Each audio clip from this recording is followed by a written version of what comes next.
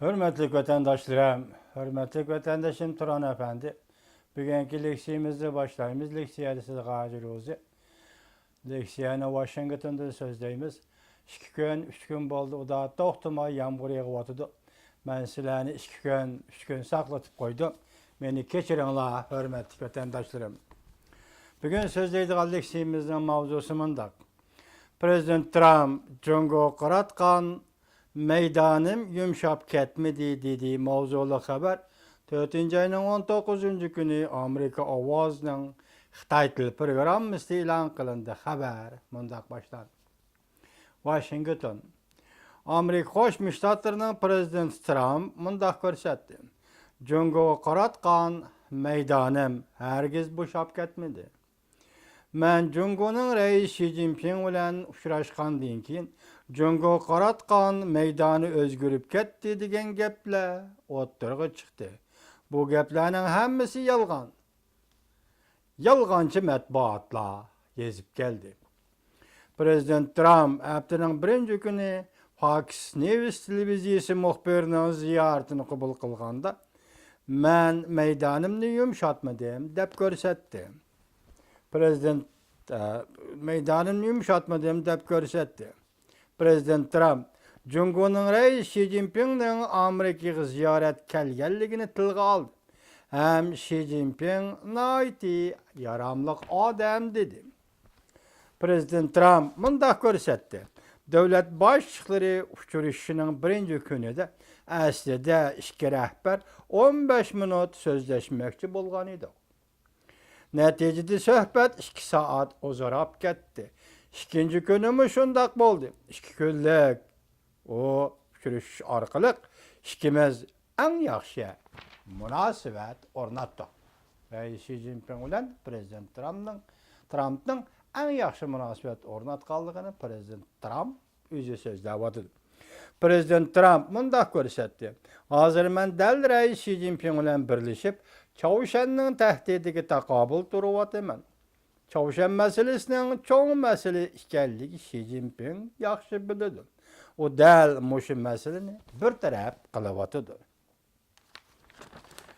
Reis Xi Jinping Çavuşan meselesini bir taraf qilmaydi ekan, men qanday qilishim kerak? Hozir boshqalar Çavuşandan iborat bir cho'ng masalani bir taraf qilayotganda, men ular bilan savdo urushi qilamdim. Prezident Trump davomlashtirib bundaq ko'rsatdi. Men Jungoni xolis hurmat qilman, Jungoni kechiringlar, qaltis hurmat qilish bilan muomala qildim. Reis Xi Jinpingni ham zo'r darajada hurmat qildim. O yani mundaq ko'rsatdi. Balki reis Xi Jinping yordam qila olmasligi mumkin. Bu ham mumkin, lekin hozir ushbu ishni qilyapti. O nima ish qila oladi, biz qarab boqaylik.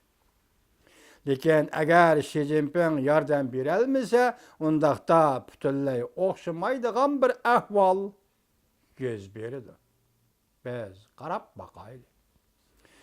Jungo nemishqa pul kontrol qilg'ish davlat qatoriga kirgizilmadi degan masalaga kelsak, prezident mundaq ko'rsatdi. Men nima qilishim kerak? O Çavuşan masalasi to'g'risida so'zlayotgan shu paytda men pul kontrol qilg'ichi degan gap bilan Jungoni chekib beqishim kerakmi? Bularning hammasi yolg'on matbuotlar, yolg'onchi matbuotlar so'zlayotgan masalalardir. Cümleden Washington Post'si, New York Vaqt Gazeti, CNN, Simliq televiziyasi qatorliq ba'zi matbuotlar yaqindan beri o'ziksiz xabar qilib, Prezident Trump vazifaga o'tirgandan keyin 180 graduslik o'zgarish bilan saylam davrida qilgan gap so'zlardan yana oldi deyishdi.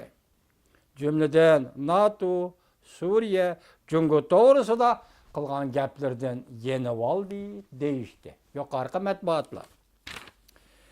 Prezident Trump o'tgan hafta Wall ko'chisi gazetida so'zlab berib bundaq dedi. Wall ko'chisi gazetining muxbiriga so'zlab berib bundaq dedi. Amerika bilan savdo munosabatda bo'lgan nurg'un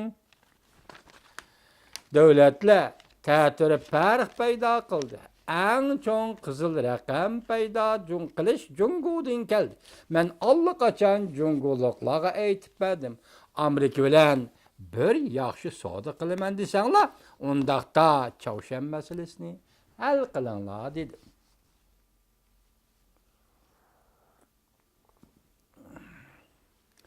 Biroq Prezident Trumpning Amerika-Jungo munosabatiga Çavşan masalasini bog'lab qo'yishini, iqtisodning sobiq amalini bog'lab qo'yishini Aqsaroyning sobiq amaldori bu ishdan ansirdi. Chunki bir necha 10 yildan beri Amerikada ikki partiya va hukumat bu masaladan chegara ajratib, Çavşanga o'rtaq taqobil turishni Amerika Jungo ikki davlatning manfaati deb bekitib, buning uchun Jungoga yo'l qo'yishni saqlab kelgan. Buning uchun Jungoga yo'l qo'yishni saqlanib kelgan. Jungoning Tayvanga qaratgan egilik huquqini e'tirof qilish Amerikaning ittifoqdoshlari va raqiblarga intayin xato signal tarqatganlik deb qarab kelgan. Jungoning Tayvanga qaratgan egilik huquq taraflarini e'tirof qilish bu Amerikaning ittifoqdoshlari va boshqalar intayin xatar signal tarqatganlik deb qarab kelgan. Sobiq prezident Obama davlat bexatarlik komitetining Osiyo ishlari bo'yicha sobiq nopozliq mudiri Ivan Madras CNN'ning muxbiriga mundaq ko'rsatdi. Amerika Çavşan masalasida Jungoning hamkorlashishini umid qiladi. Chunki Çavşan haqiqiy tahdiddir. Amerikaga beriladigan sovg'a in'om emas. Bu Amerikaga beriladigan sovg'a in'om emas. Sobiq prezident bosh davrida davlat bexatarligi bo'yicha Osiyo ishlarining sobiq amaldori Michel Gorin Prezident Trumpning qilayotganlaridan gumon qildi. U mundaq ko'rsatdi.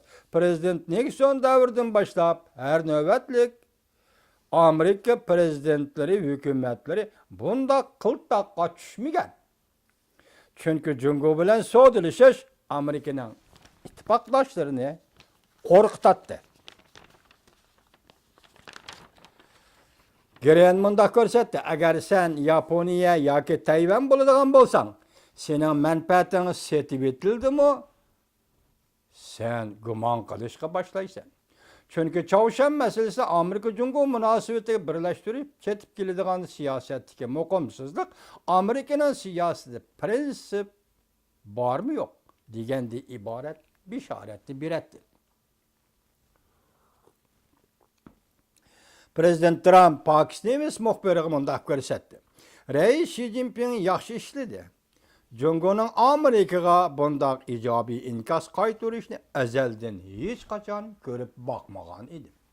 Ham boshqalar ko'rib boqmagan edi. Biroq yolg'onchi matbuotlar Prezident Trump Jungoga qaratgan maydonni o'zgartirdi deyishyapti. Yo'q, men Jungo to'g'risidagi maydonimizni o'zgartmadim. Prezident mundaq ko'rsatdi. Hozir qilayotganlarimizning Çavşan masalasini hal qilishda foydasi bormi yo'q bilmayman. Yoki balkim ikkinchi bir xil hal qilish chorasiga hojatmand bo'lib qolishimiz mumkin. Diqqat vatandoshim. Prezident Trump mundaq ko'rsatdi. Biz hozir qilayotganlarimizning Çavşan masalasini hal qilishda foydasi bormi yo'q bilmayman. Balkim ikkinchi bir xil hal qilish chorasiga hojatmand bo'lib qolishimiz mumkin. Kechiringlar vatandoshlarim, mendan hargiz gumon qilmanglar, bu abzasning ishiga intayin mintaqalik siyosiy fikr yo'shurnigan, buni qayta aytishning, tahlil qilishning, analiz qilishning zaruriyati yo'q. Nima deydi? Ikkinchi bir xil hal qilish chorasiga murojaat qilishimiz mumkin. Prezident Trumpning Çavşan siyosati qandoq o'zgardi mavzuli xabar 4-oyning 20 kuni Amerika ovozining Xitoy tili programmasi e'lon qilindi. Bayonot Senspeyer mundaqcha qoldi. Hozir Çavşan qaratgan siyosatning yangi davri yetib keldi. Diqqat vatandosh. Prezident ochiq qilib har qanday tanlashni chetga qoqmaymiz dedi. Demak, biz qo'l putimizni qo'yib etdik. Çavşan qaratgan siyosatning yangi davri keldi. Prezident Trump har qanday tanlashni chetga qoqmaymiz dedi. Demak, biz qo'l putimizni qo'yib etdik. Prezident Trump nima qilishi mumkin? Kishilar qiyos qilishga boshladi.